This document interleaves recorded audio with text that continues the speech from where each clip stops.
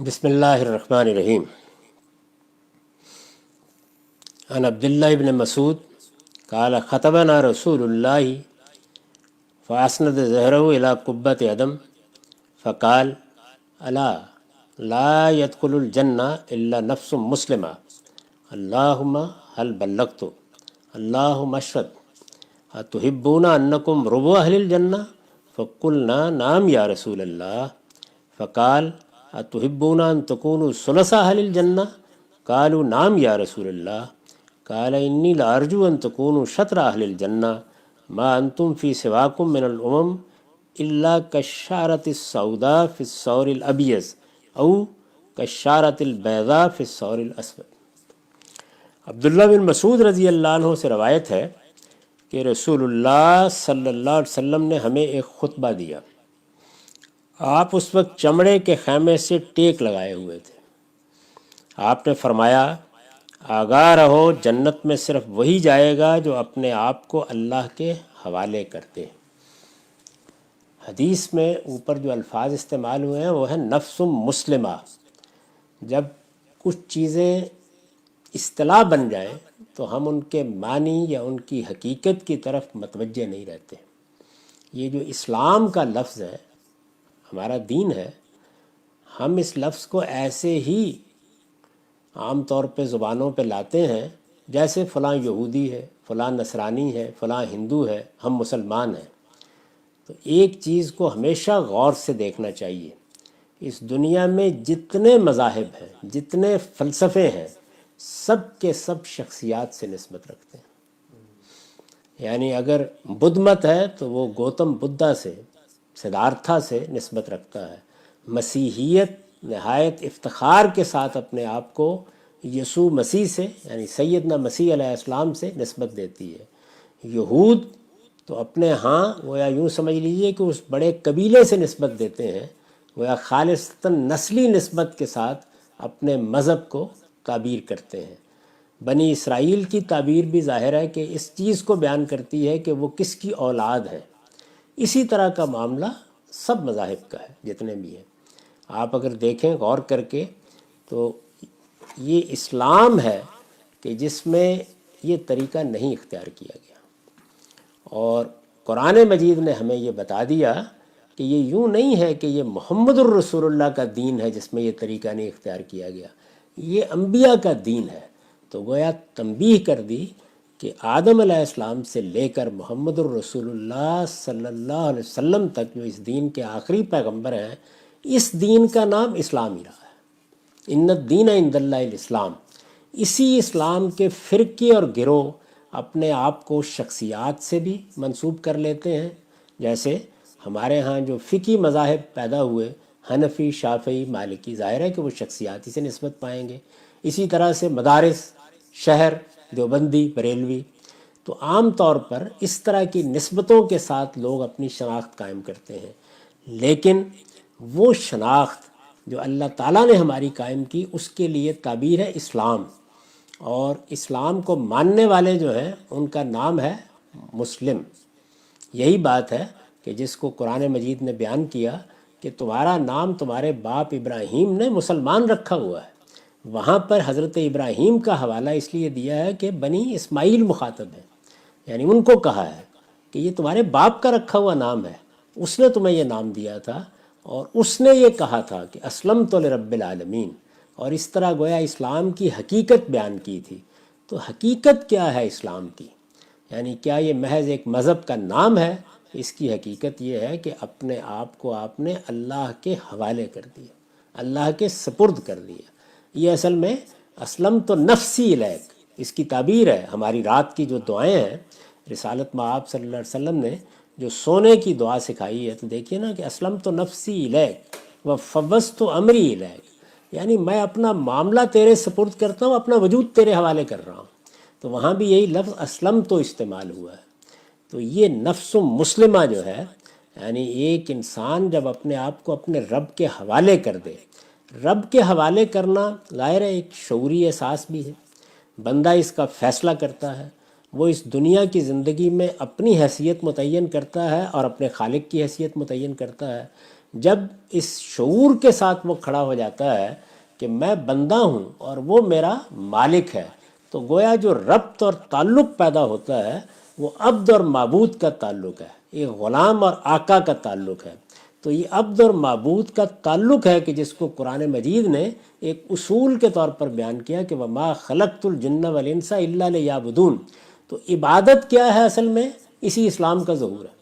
یعنی بندہ جب مسلمان ہوا اور اس نے اپنے آپ کو اپنے رب کے حوالے کر دیا، تو اب اس کے شب و روز، اس کا اٹھنا، اس کا بیٹھنا، سب کس حالت میں رہنا چاہیے؟ عبادت کی حالت۔ وہ خدا کا حکم مانے گا، خدا کے حدود کی پیروی کرے گا، جہاں اجازت دی ہے وہاں پر اس اجازت سے فائدہ اٹھائے گا، جو تفریح کا موقع دیا جائے گا آقا کی طرف سے تو تفریح کے لیے چلا جائے گا، کہا جائے گا کہ واپس آؤ اور آ کر حی علی الصلاۃ اپنے سر نیاز اس کی بارگاہ میں جھکا دو، تو آ کے سر نیاز جھکا دے گا۔ اس کو اگر دکان پر بیٹھے ہوئے سیاست کرتے ہوئے دنیا کے معاملات بتاتے ہوئے ادھر سے بتایا جائے گا کہ یہاں تمہارا مفاد جو کچھ بھی کہہ رہا ہو تم انہیں اخلاقی حدود کی پیروی کرو گے، تو ظاہر ہے کہ وہ ان سے سر منہ انحراف کا سوچے گا بھی نہیں۔ یہ سب جو رویے ہیں یہ اس بنیادی حقیقت کے اعتراف سے پیدا ہوتے ہیں کہ میں اس پروردگار کا بندہ ہوں اور مجھے اپنے آپ کو حوالے کرنا ہے۔ یہ حوالے کرنے میں پھر کوتاہی ہو گئی، غلطی ہو گئی، انسان پھسل گیا، کسی وقت اس کے مفادات غالب آ گئے، کہیں جذبات غالب آ گئے، کہیں تعصبات نے راہ کھوٹی کر دی، یہ سب ہوگا۔ لیکن اگر حوالے کر چکے ہیں آپ تو کبھی آپ بندگی کے اس احساس سے محروم نہیں ہو سکتے۔ تو بندگی کا یہ احساس اپنے آقا اور اپنے مالک اور اپنے خالق اور بادشاہ حقیقی کی طرف بار بار لوٹنے کے لیے مجبور کرے گا۔ یہی وہ چیز ہے کہ جو ندامت پیدا کرتی ہے، توبہ و استغفار کو انسان کا وظیفہ بناتی ہے۔ یہ ایک بندہ مومن کی زندگی ہے جس کو حوالے کرنے سے یہاں تعبیر کیا ہے۔ تو آپ نے فرمایا آگاہ رہو، جنت میں صرف وہی جائے گا جو اپنے آپ کو اللہ کے حوالے کر دے۔ یہ جانتے ہیں کہ اس کا مقابل کیا ہے؟ یعنی اللہ کے مقابلے میں سرکشی اختیار کر لے، جنت میں کیسے جا سکتا ہے؟ اللہ کے حوالے کر دیا یعنی عبد اور معبود کے تعلق کو شعوری سطح پر تسلیم کر لیا، آ گیا وہ پروردگار کے سامنے۔ اب غلطی ہوتی ہے، غلطی تو آقا کے مقابل میں غلام سے بھی ہوتی ہے، روز ہوتی ہے۔ یعنی ایسا بھی ہوتا ہے کہ دن میں 10 مرتبہ غلطی ہوتی ہے۔ تو ہمیں جو تعلیم دی گئی ہے وہ یہ ہے کہ اس کو بھی معاف کرنا ہے۔ تو ہمارا مالک، ہمارا خالق اور ہمارا بادشاہ وہ کیوں معاف نہیں کرے گا؟ معافی، استغفار، وہ پھر ایک بندہ مسلم یا ایک نفس مسلمہ کا گویا شب و روز کا وظیفہ ہے۔ غلطیاں ہوں گی لیکن وہ اصلاً اپنے رب کے حوالے کیے ہوئے ہیں، یعنی اس کے ہاں کوئی سرکشی، کوئی تمرد نہیں ہے، وہ اپنے پروردگار کی بندگی میں آ چکا ہوا ہے اور اس تقاضے کو اس نے پورا کر دیا ہے کہ وَمَا خَلَقْتُ الْجِنَّ وَالْإِنسَ إِلَّا لِيَعْبُدُونِ۔ یہ پورا ہو گیا، اب کوئی فکر کی بات نہیں ہے، اب غلطی ہوگی، سرکشی نہیں ہوگی، تمرد نہیں ہوگا۔ تو یہ درست فرمایا اس حدیث میں جو بات بیان ہوئی ہے۔ پھر فرمایا پروردگار کیا میں نے پہنچا دیا؟ گویا آپ نے اس کو اتنی اہمیت دی اس بات کو کہ اس موقع پر یہ کہا کہ یہی بات تھی نا مالک نے مجھے پہنچانی تھی، یہی حقیقت ہے نا پورے دین کی، یہی وہ پیغام ہے نا جو میں لے کے آیا ہوں، میں نے پہنچا دیا۔ پروردگار تو گواہ رہنا۔ پھر لوگوں سے پوچھا کیا تم اس بات کو پسند کرتے ہو کہ جنت والوں میں تم 1/4 ہو؟ یعنی آپ نے یہ پیغام پہنچایا اور اب گویا بشارت کی کیفیت پیدا ہو گئی۔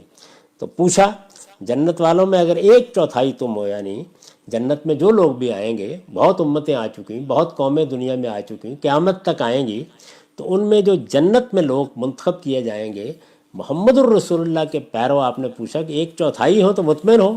ہم نے عرض کیا ہاں اللہ کے رسول یقیناً، یعنی بڑی بات ہے اگر خدا کی جنت میں 1/4 آبادی محمد الرسول اللہ کے ماننے والوں کی ہو تو بڑی بشارت کی بات ہے۔ آپ نے دوبارہ پوچھا کیا تم اس بات کو پسند کرتے ہو کہ جنت والوں میں تم 1/3 ہو؟ یعنی گویا تھوڑی تعداد بڑھا دی۔ لوگوں نے پھر وہی جواب دیا کہ ہاں اللہ کے رسول، یعنی کیا کہنے ہیں اگر 1/3 ہو جائے۔ فرمایا میں امید کرتا ہوں کہ جنت کے لوگوں میں تم آدھے ہو گئے۔ یعنی حضور کی اپنی امت سے یہ امیدیں ہیں، چونکہ آپ کی طرف سے روشنی میں سارا دین دیا گیا ہے، قیامت تک کے لیے تاریخ کی روشنی میں ہم کھڑے ہیں، اللہ کی کتاب ہر وقت ہمارے ہاتھوں میں موجود ہے، تو آپ یہ توقع کر رہے ہیں میں امید کرتا ہوں کہ جنت کے لوگوں میں تم آدھے ہوگے۔ اب ظاہر ہے کہ یہ بات آپ نے کس لحاظ سے کہی؟ کیا اس وقت جو مسلمان تھے تو اس پر میں نے وضاحت کی ہے کہ اس وقت کے لحاظ سے نہیں، اس وقت تو تم دوسری امتوں میں ایسے ہو، مطلب یہ ہے کہ یہ بحثیت مجموعی ہے، قیامت تک جو کچھ ہوگا یہ میں اس کے لحاظ سے کہہ رہا ہوں کہ آدھے ہو۔ اس وقت تو تم دوسری امتوں میں ایسے ہے جیسے سفید بال بیل کے جسم پر ایک کالا بال یا کالے بیل کے جسم پر ایک سفید، یعنی اس وقت تمہاری کوئی حیثیت ہی نہیں ہے، اس وقت تو چند سو چند ہزار، یہ اس وقت کی بات ہے، زیادہ سے زیادہ دنیا کی آبادی میں 1 لاکھ، تو اس وقت بھی دنیا کی آبادی بہت تھی اور بہت قومیں پیچھے جا چکی تھیں۔ تو حضور نے گویا اس جانب توجہ دلائی کہ میں یہ کہہ رہا ہوں کہ میری امید یہ ہے کہ یہ ساری دنیا میں جو کچھ بھی لوگ آئیں گے، جو کچھ بھی آئے، جب ان کے لیے اہل جنت منتخب کیے جائیں گے تو آدھی آبادی تو تمہاری ہوگی۔ اس کی آگے اگلی روایت میں مزید وضاحت ہوئی ہے، تو اس کے بعض پہلوؤں کو ہم وہاں سمجھیں گے۔ یہاں جس چیز پر ہمیں، جس میسج پر یا پیغام پر نگاہ رکھنی چاہیے وہ یہ ہے کہ جنت میں جانے کے لیے میں ہوں، آپ ہوں، ہر ایک کو نفس مسلمہ پیدا کرنا ہے، یعنی اللہ کے حوالے ہو کر رہنا ہے، اٹھنے بیٹھنے دنیا کی زندگی میں ہر موقع پر۔ وآخر دعوانا الحمدللہ رب العالمین۔